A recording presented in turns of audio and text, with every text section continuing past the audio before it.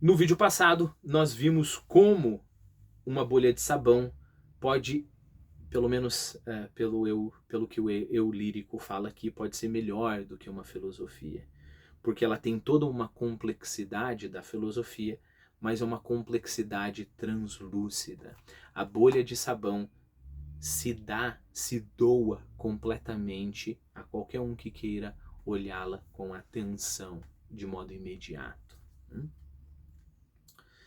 Então vamos continuar. Só antes de continuar, se você ainda não se inscreveu, por gentileza se inscreva no canal. Comente, por mais que seja um oi, coloca o like, só para me ajudar. Continuando, são translucidamente uma filosofia toda. Claras, inúteis e passageiras como a natureza. Bom, inútil por quê? Né? Ué, o cara não tá falando que a bolha de sabão é a melhor coisa do mundo e agora o cara tá dizendo que a bolha de sabão é inútil? Repare, você pode entender inútil como um sentido negativo, né? Mas vamos pegar a etimologia da palavra. Não precisa a gente ir em etimologia, simplesmente prestar atenção na palavra. Inútil é aquilo que não é útil. Não falei uma obviedade, né? Só que útil é aquilo que serve a algo mais. Útil é aquilo que serve a algo mais. Deixa eu fazer uma afirmação que pode parecer herética. Se você é religioso, né, ou se você acredita em Deus, adorar a Deus é inútil. Okay? Pelo menos em certa medida. Por quê? Porque se você adora a Deus para querer uma coisa, você não está adorando a Deus, você está negociando. Tipo o Bentinho com as suas Ave Marias, lembra? Dom Casmurro, 1000 Ave Marias. Se a minha mãe não mandar pro seminário, eu prometo que eu vou rezar 1000 Ave Marias. Né? Você está usando a adoração como moeda de troca. A adoração vai ser algo inútil porque ela encontra em si o seu fim, o seu propósito. Okay? Então a adoração não é ferramenta para nada mais. Qualquer beleza, de acordo com o nosso eu lírico aqui, ela não é ferramenta para nada mais. Você não vai olhar para a bolha de sabão e falar assim, poxa, eu acho que eu vou tirar foto dessas bolhas de sabão e vou vender essas fotos. Aí eu vou poder comprar um sorvete.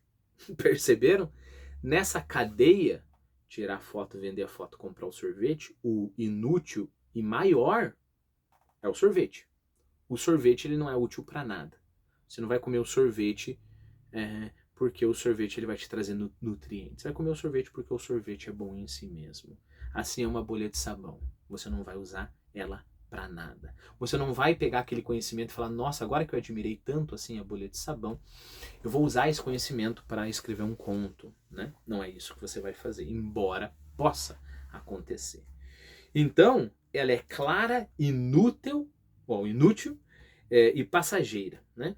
Claras, inúteis e passageiras como a natureza. Amiga dos olhos, como as coisas. As coisas, justamente nesse sentido que nós estamos explorando aqui, são amiga dos olhos, não amiga do pensamento, né? Então, as coisas se abrem e se entregam totalmente para os olhos.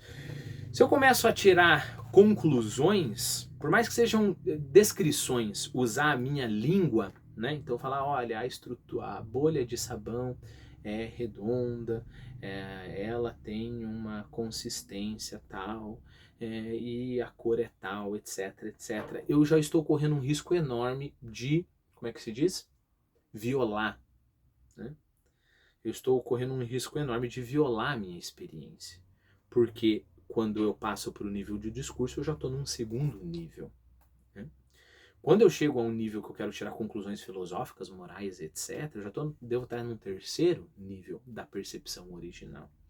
Então a natureza, uma árvore, uma flor, uma bolha de sabão, ela é amiga dos olhos. As coisas são amigas dos olhos. Né? Ou seja, são aquilo que são. Né? Então a pergunta seria: pode-se entender uma flor? Vamos supor que você olha essa flor e você fala assim, que flor mais linda. Ou você está olhando a flor e eu olho para você e falo, não, você não está entendendo a flor não.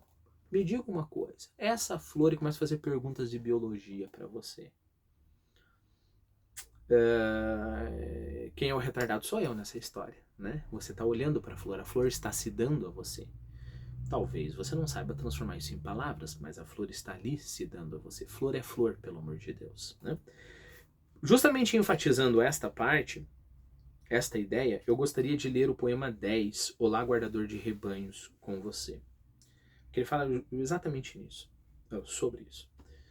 Olá, guardador de rebanhos, aí à beira da estrada, que te diz o vento que passa? O guardador de rebanhos. Que é vento, e que passa, e que já passou antes e que passará depois. E a ti, o que te diz? Muito mais coisa do que isso. Fala-me de muitas outras coisas, de memórias e de saudades e de coisas que nunca foram. O guardador de rebanho responde: Nunca ouviste passar o vento. O vento só fala do vento. O que lhe ouviste foi mentira, e a mentira está em ti. É no teu pensar, é no teu chegar a um monte de conclusão, é no teu filosofar sobre o vento que você se perde do vento, que você já não está vendo vento nenhum e a mentira está em ti. Okay? A propósito, eu gravei a análise desse poema aqui no canal, se você quiser ir um pouquinho além. Né?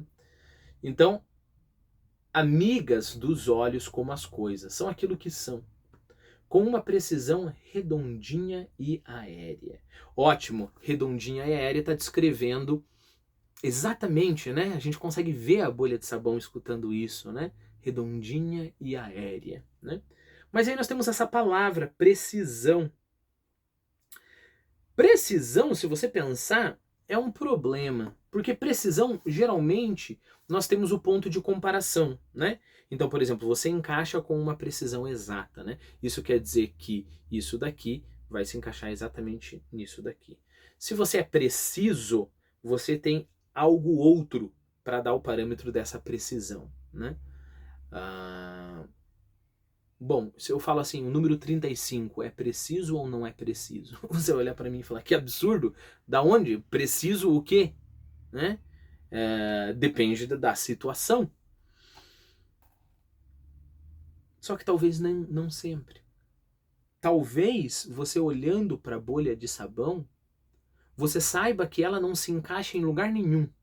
Não tem nenhum lugar, né, um compartimento de bolha de sabão, onde a bolha de sabão vai entrar e se encaixar com uma precisão fantástica. Não existe esse ponto de comparação, existe só a bolha de sabão. Mas olhando para a estrutura dela, olhando o modo harmônico em que ela se organiza, você vê nessa bolha de sabão uma precisão tremenda. Uma precisão pela precisão mesmo.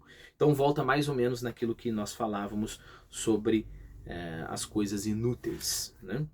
Com um fim nela mesma. A bolha de sabão, ela não é bonita pelos padrões que foram estabelecidos, etc, etc. Ela é bonita nela mesma. Né? Muito cuidado com essa história que está em voga hoje em dia. Né? Tal coisa é bonita para mim, para você, pelos padrões.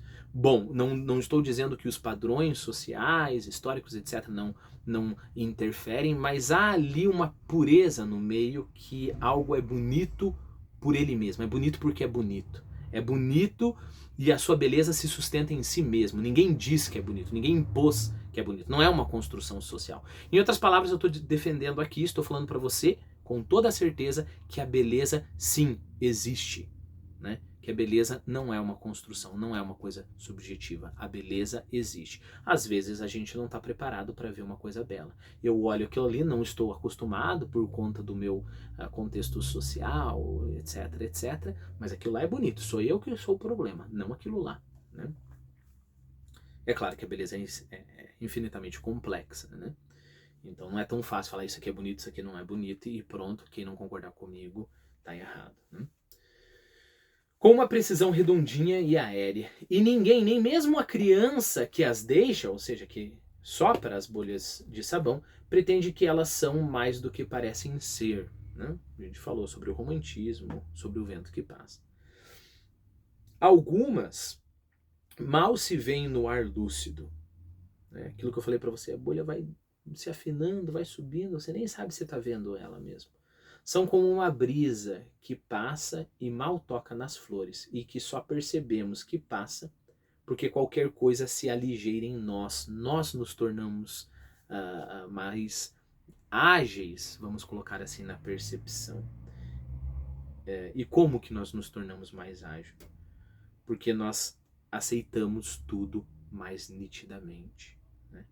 Nós não contaminamos, nós não colocamos filtros das nossas conclusões. Nós nos abrimos e somos tão rápido como as percepções que aparecem em pequenas explosões de significado à nossa volta. Bom, eu acho que a gente abordou todo o poema. Deixa eu só ver minhas notas aqui, ver se eu falei tudo, né? Contemplação, fins nelas mesmas. As bolhas como amigas dos olhos, feitas para serem contempladas. Não a precisão, aquela precisão de comparação, mas uma precisão em si mesmo, né? Qualquer coisa se aligeira em nós, eu coloquei a notinha, abertura à percepção, né?